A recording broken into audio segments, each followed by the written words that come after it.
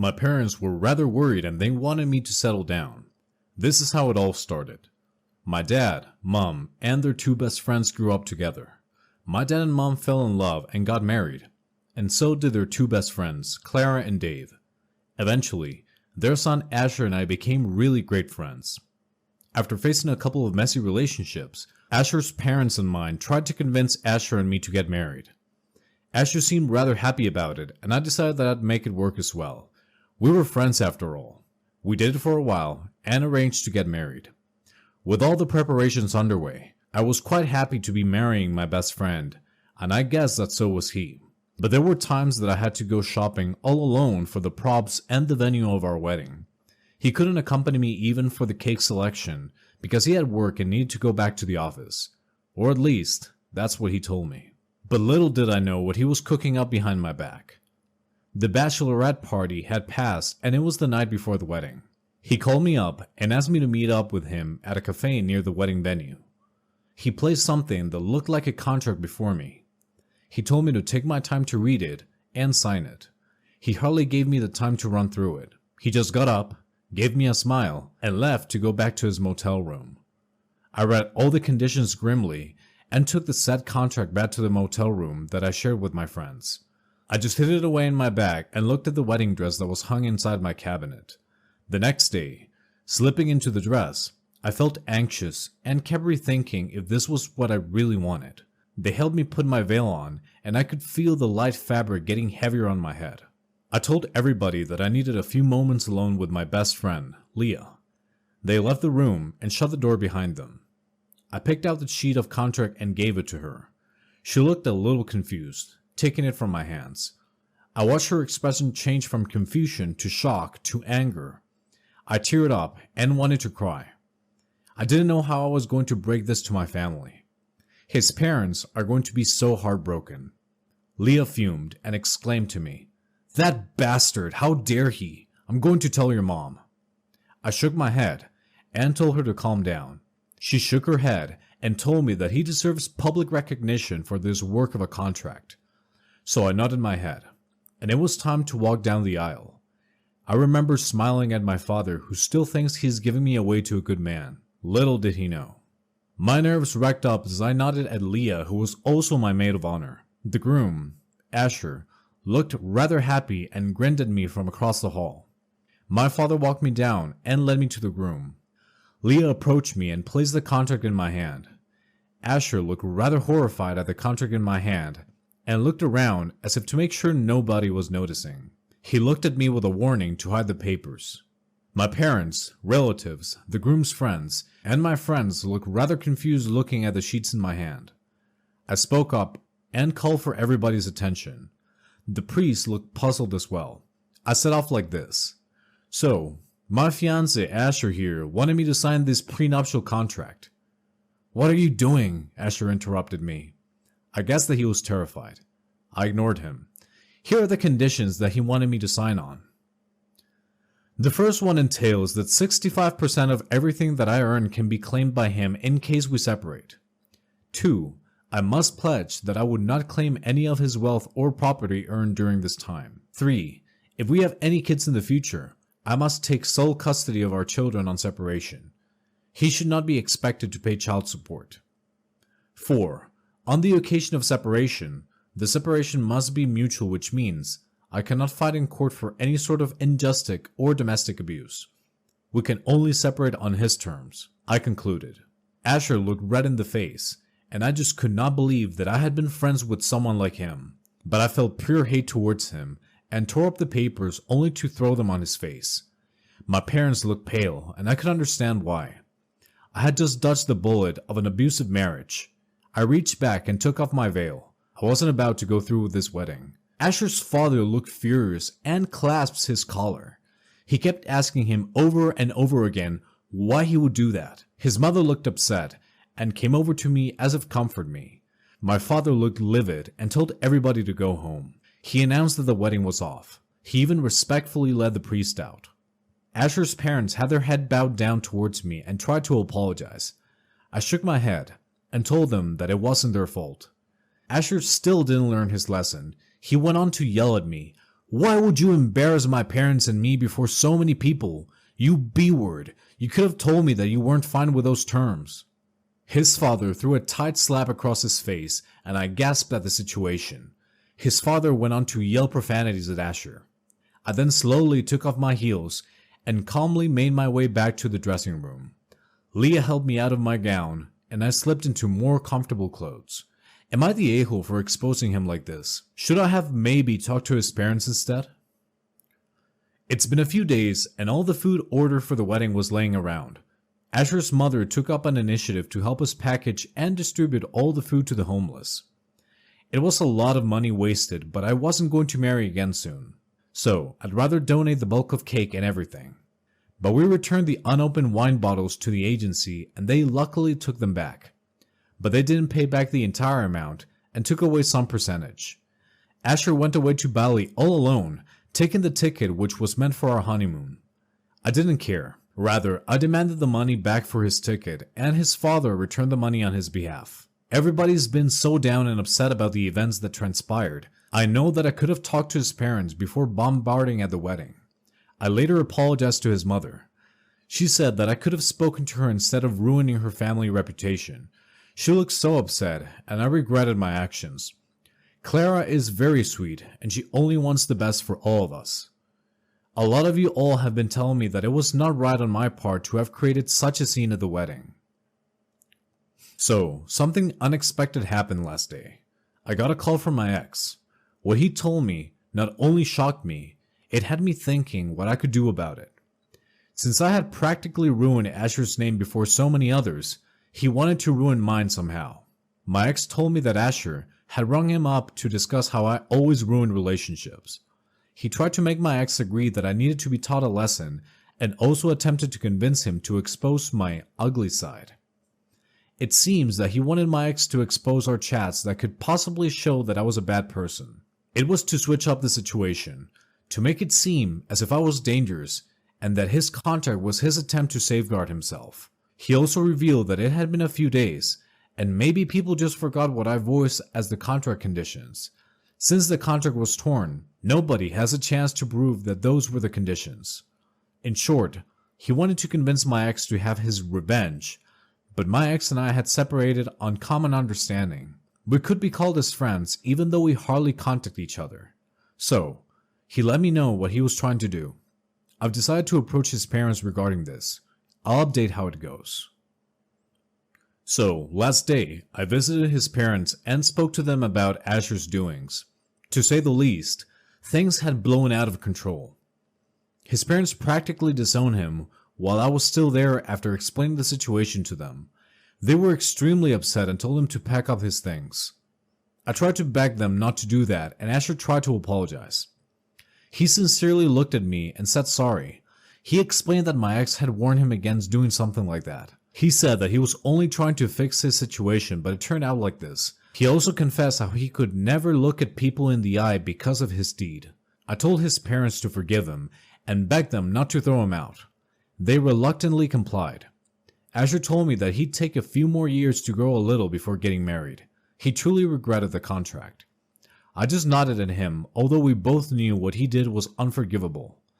He said that he did so under the influence of one of his friends' advice, but he now cut his friendship with him because that so-called friend is nothing but trouble. You sure did recognize the red flag early, and it's quite obvious why you'd refuse to marry him. I'd say it's rather stupidity on his part. But you could have avoided the whole fiasco of the ruined reputation by calmly informing his parents and informing your family members to go home. Rather, you started a whole new rivalry against Asher. My best wish is that it all dies down, and it will with time. Please don't jump into marriages without being absolutely sure. It's okay to marry late, but make sure you're absolutely sure that they're the right person for you. I'm quite sure Asher's parents watch you grow and hence consider you as their own child as well, so they didn't hate you for exposing Asher's intentions publicly. People may not think much of it, but you're right about the fact that most abuse stories always start this way. Despite having beautiful parents, people are ruined due to bad friends. My friend is getting married and asked me to be the matron of honor. She has a maid of honor as well. A few weeks ago, she mentioned wanting a bridal shower. I looked into options and found a good one. $500 for an afternoon tea-style shower that included the space, food, drinks, and desserts. Bride and maid of honor said they liked the idea, so I inquired with the venue. The plan was for me and the maid of honor to split the cost.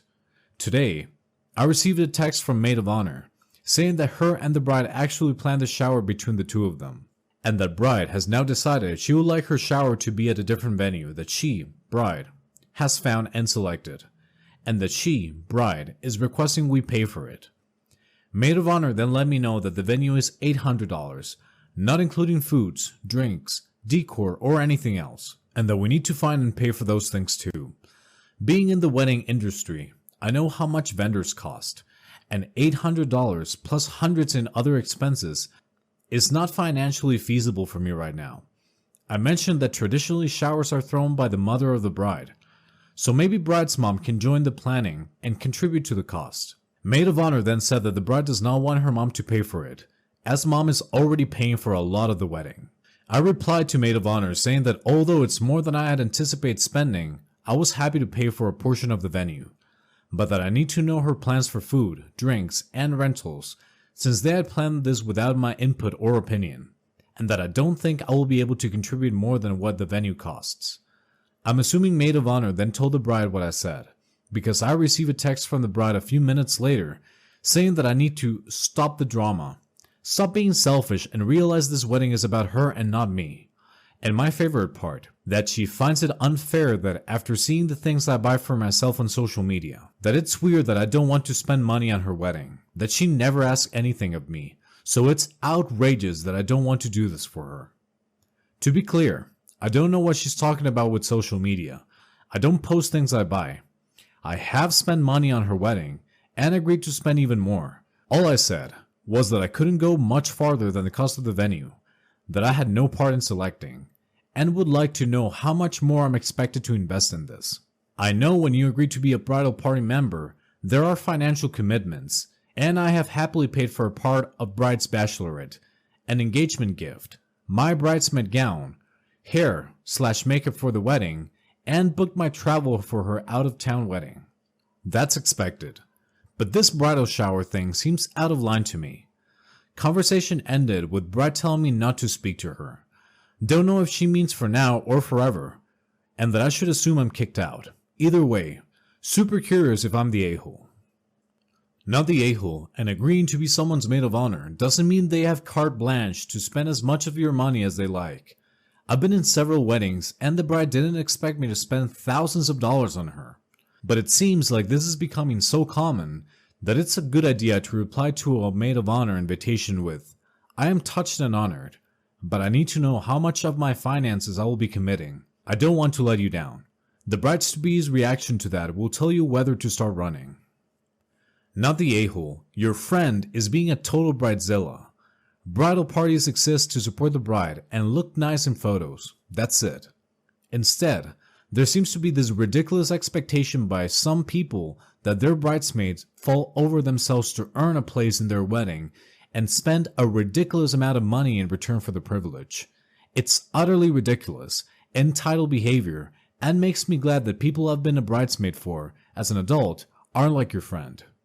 It seems like the rubbish took itself out of here. I would consider it as a blessing that you're not going to be used as a cash machine by this person anymore, and go with never speaking to her again. She is no friend to you. My husband, 61 male, and I, 57 female, have 3 children. Brad, 24, FTM, Dana, 21 female, and Lisa, 19 female. Brad came out to us at 16 as trans. We told him we loved him, asked him how he wanted us to refer to him, and our entire family supported him. He wanted to be our son, Brad, Dana and Lisa's brother, and nephew and grandson to other relatives. Everyone in our family has been nothing but supportive and embracing of his identity from day one. His father, my husband, took him to Pride for many years and spent the whole day with him. Recently, Brad wrote a play for a local theater group all about his experience as a trans man. He told us we didn't have to attend, but of course, we got tickets for opening night for all 4 of us. We were surprised to see 2 characters in the play, Deborah and Irving, where our names are Brenda and Isaac. They are very obviously the parents of the main character. Upon Brad's coming out, they are devastated, use several slurs, and Irving becomes angry that his beautiful girl wants to mutilate herself. They keep using Brad's dead name and referring to him as their daughter. They try to put Brad into a mental hospital and he leaves home. These characters are not seen again for the rest of the play. It was billed as an autobiographical account of his life so far. At the end, several people came up to us and asked what made us finally accept our son. Others shot us dirty looks and refused to acknowledge us otherwise. I approached Brad after and asked why he had done this. He tried to deflect, saying that it was meant to be a story. When I pointed out that in several places it was said to be autobiographical, he replied that I had no idea what it was like to be him growing up, and it was his story to tell. When I asked about it again, I informed the person that the story was fictional, never happened, and that we had been nothing but supportive of Brad from day one. I later posted publicly on Facebook that Brad's play was fictional, had no basis in actual events, and that we had always loved our son for who he is. Family members who know the situation have agreed that the play has no basis in reality, and I was right to defend my family. Brad has messaged me demanding I take the post down, saying that the play was not meant to be literal. He didn't even want us to come, that I was conflating myself with a fictional character, and anybody who knows me knows the truth. I feel embarrassed, but I am wondering if I am making too much of this because nobody who matters believes it. Am I the a-hole? Wow, not the a-hole at all. As someone who is in the LGBTQ community, I would never have my friends and family be portrayed that way. My family and friends have been supportive of me since day one as well. I can 100% see them being pissed off if I ever did something like that. I'd maybe talk to the theater program and talk about this. He's making this look like an autobiography, which is not. This can seriously affect you and your family on how people in the area view you guys and reputation. That's not okay to do at all. If he was making a play that wasn't entirely about his life, rather just made up a story with some real life experience, then this wouldn't have even happened. I don't understand why he even wanted to write his family like that, since you all accepted him. I can only assume it's for the drama in the play, to keep a narrative forward or something. But then again, he shouldn't have labeled it as an autobiography if he's writing a play to make a story or an interesting play. Not the a-hole. If he's depicting the play as autobiographical, you are right, and he knows that's why he asked you not to go. He's trying to portray his struggle differently, probably because it will be more accepted and bring more attention than a happy one. And that's okay, but he should not promote it as biographical. If you have the chance, I would ask his friends what they know about his coming out, and he should understand that a happy story can be as compelling as a dramatic one.